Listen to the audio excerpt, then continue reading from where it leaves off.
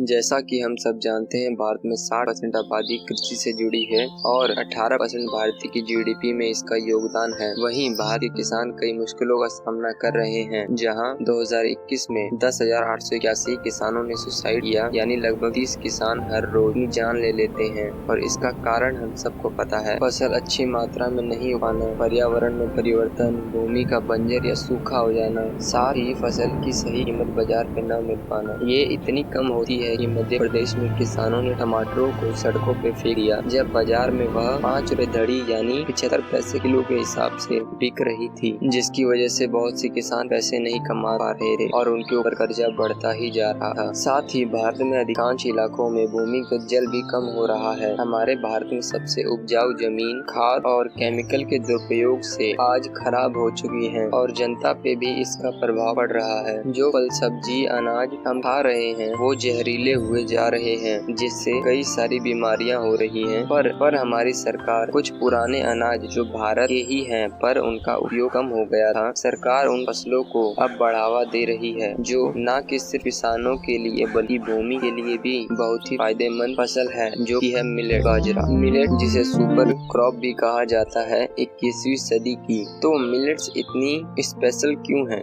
और कैसे वो हमारे एनवायरनमेंट को, फार्मर को बेहतर कर सकती है और हमारी सरकार इन्हें कैसे बढ़ावा दे रही है, जानते हैं।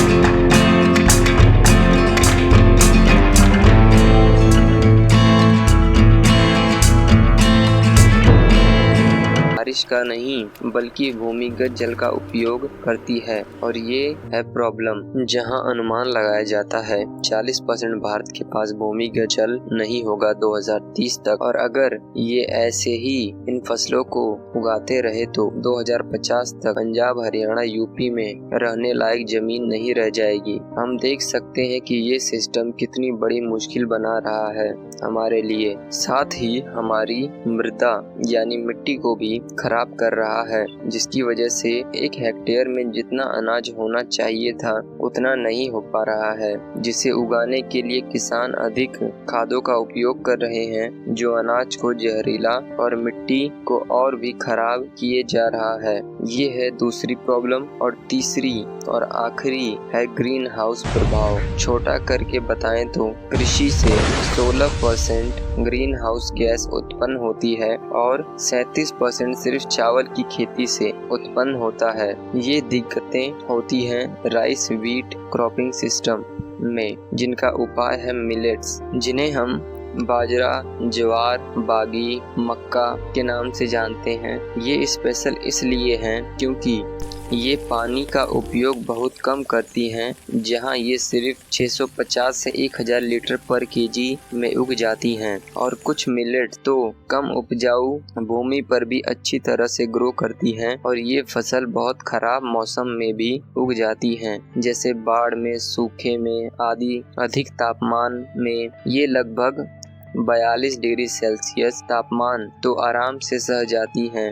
यही बहुत बड़ा अंतर है मिलेट्स फसलों में। इन फसलों को खाद और कीटनाशकों की भी जरूरत नहीं होती है, पर बहुत लोग सोचते हैं कि ये कम पौष्टिक होती है। नहीं, मिलेट्स के उपयोग से ब्लड प्रेशर की समस्या कम होती है, टाइप 2 डायबिटीज, और ये बहुत ही आसानी से पच जाती है। इनमें ग्लूकोज की मात्रा कम होती है, जिससे स्किन प्रॉब्लम नहीं होती है। इनमें माइक्रो न्यूट्रिशन भी होते हैं जो हमारे हृदय की बीमारियों से बचाते हैं। हमें इनका उपयोग अपनी भोजन में शामिल करना चाहिए। इनमें बाकी अनाजों के मुकाबले 10 गुना ज़्यादा कैलोरी भी होती है।